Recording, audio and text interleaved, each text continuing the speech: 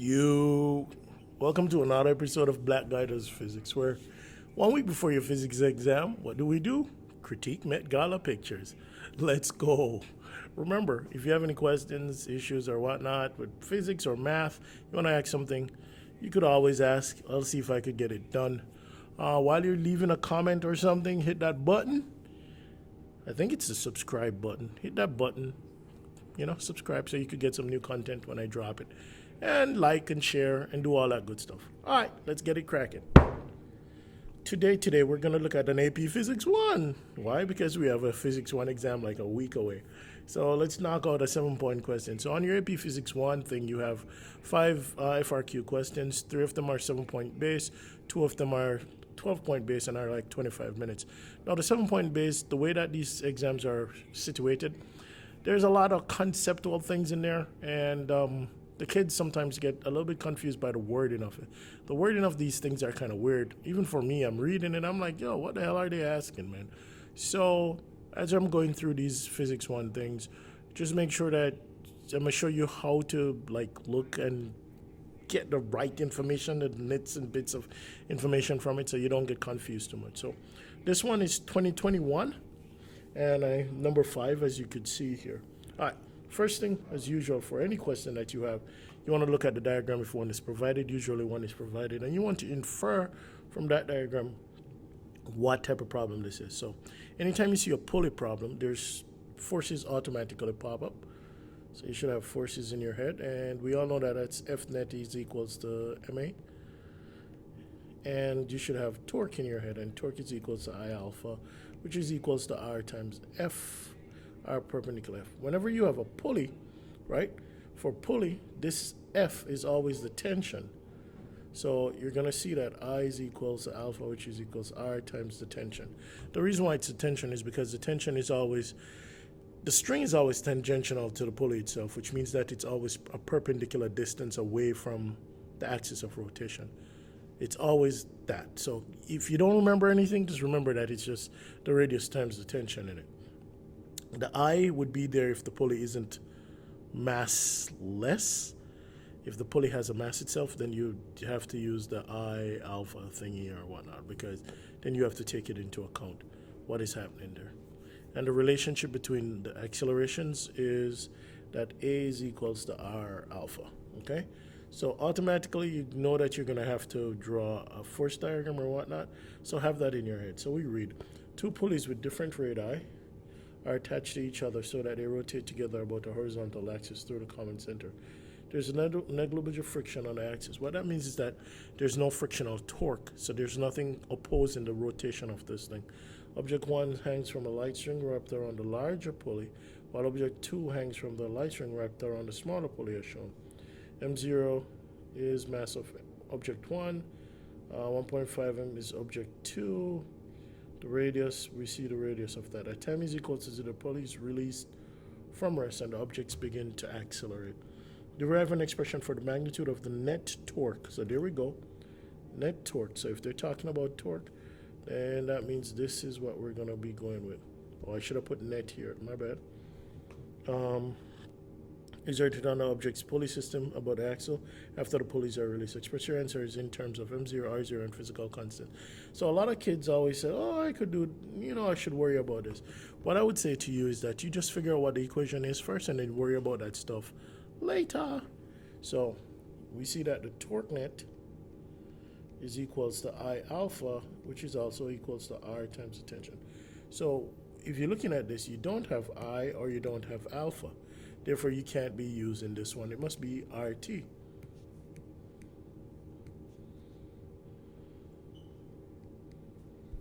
Right?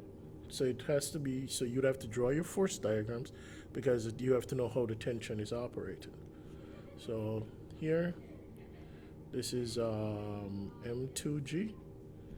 This is T2. This is M2, M1G. This is T1.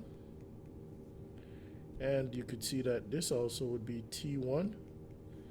And this would be T2. Now, the acceleration, this thing, if this thing is turning or whatnot, then the tensions in the string cannot be similar if there's a mass to this pulley, which I'm under the impression there is. The reason why the tensions cannot be similar is because if the tensions were similar, then the torque being produced by the tensions would cancel out each other. Because if we're talking about torque here, you could see that this thing, this T1 is going to cause this thing to rotate like this, which is in a clockwise mode. No, I'm tripping. It's a counterclockwise. And T2 will cause it to rotate in a clockwise mode. Ooh, fancy curve. In a clockwise mode. Cool? So if those two things were the same, then they would cancel out each other. Right? So the net torque has to be the sum of those two torques. The sum of the torque produced by T1 and T2. That you just have to add them up. So if that's the case, then so the net torque, so let me erase this. The net torque is going to be equals the torque produced by T1 plus the torque produced by T2. Obviously, since one is counterclockwise and one is clockwise, then you have to make one positive and you have to make one negative. The standard way is to make the clockwise one negative and the other one, the counterclockwise one, positive. Why? I don't remember, man. It is what it is. But you literally could make them positive or negative, whichever way makes you happy, as long as you keep everything the same throughout the question. But in this particular case, they're not asking you anything crazy, so you just literally just do that. So that would mean that the torque by T1, I would take it as positive. So that is T1 times 2R0. And that would be minus T2 times R0. So if you look at that thing right there, you see the problem now is that this is my answer, but I have to put it in terms of M0 and R0 and not T1 and T2. Now, since this thing is just about to accelerate, haven't accelerated yet, then you could see, and it's at rest, then this thing, T2 must be equal to M2G and T1 must be equal to M1G, right? It has to, where M1 is M1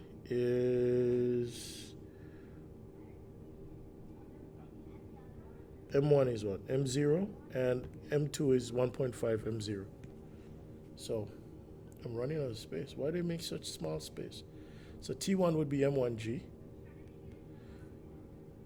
2R0 minus M2G R0. So M1 is M0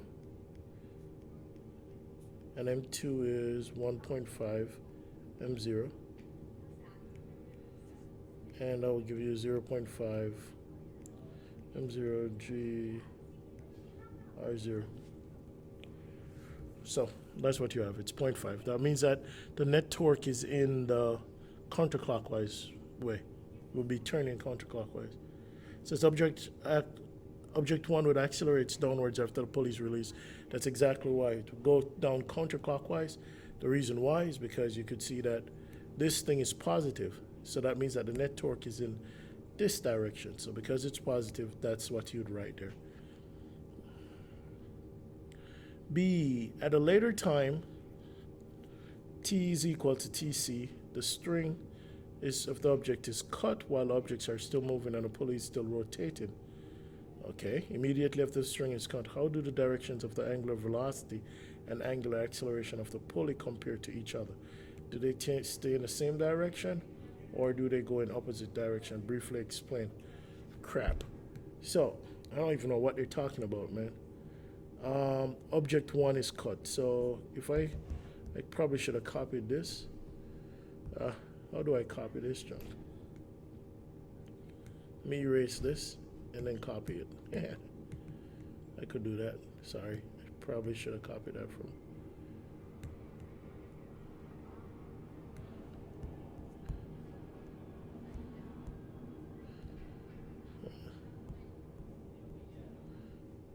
So if I'm looking at this and I cut object 1, boom, right? Then, and this thing is spinning this way, you know what's going to happen, right? The angular direction, angular velocity, and this thing this one, because it's wrapped around, it's going to start T1, T2 is going to start causing this thing to turn this way. But the thing was turning this way. The torque is going to produce, the torque is this way, clockwise torque. But the object is doing counterclockwise rotation. Therefore, what's going to happen is that they're going to be in opposite directions. So I'm saying? Because T2 will be providing the torque, a clockwise torque, while the object was already moving in a counterclockwise motion. Yes? No? Yes? Yeah, that makes sense to me. On the axis, pardon me, ooh. Nah, I ain't starting this video over. On the axis below, sketch a graph of the angular velocity omega of the system consisting of the two pulleys as a function of time t, including the entire time interval shown. The pulleys are released at t and the string is cut as t2. Wow, okay. So what's going to happen? So it starts at 0, obviously. So this is a omega versus time. So if you have an omega versus time, you're going to get an acceleration, an angular acceleration. Anytime you see velocity versus time, then the slope of the graph will spit out an angular acceleration. In this case, it's a rotational thing, so it's an angular acceleration. The angular acceleration is positive, but it's constant. That's what I wanted to say. So it's a straight line. So it has to go something like that until the thing is cut. Once this thing is cut, because it's speeding up, right? But when it's cut, the one that's on there, T2 that's on there, it's going to start doing the clockwise torque. So if you start producing the clockwise torque, then the acceleration will be clockwise, aka the opposite direction of this thing. So what's going to happen then is that this junk is going to start slipping, right? Not slipping. This junk is going to start slowing down because you're applying a counterclockwise torque to a clockwise spinning. That's just like forces. If you apply a force in the opposite direction of motion, the object is going to slow down. If you apply a torque in the opposite direction of rotation, then the object is going to slow down. But once it gets to a point where it stops, that would be there, it continues to go down. Still keeps going. So you'd have a graph something similar to this, somewhere around there. I don't know, something like that. And that would be a nice, easy 7 points. Yeah, man, love these APs. And once again, when you're looking at these questions, you want to make sure you go through all of these and get familiar with the terminologies that are being used, because some of them suck, son. The way that they word these questions suck. So I'll try and do a couple more of these so that you get familiar and get comfortable with the terminology. But please leave me a comment down at the bottom. Let me know if this helped in any way, form, or fashion, or what I could do to tighten up a bit. And while you're doing that, please remember one thing. Don't be a moo-moo.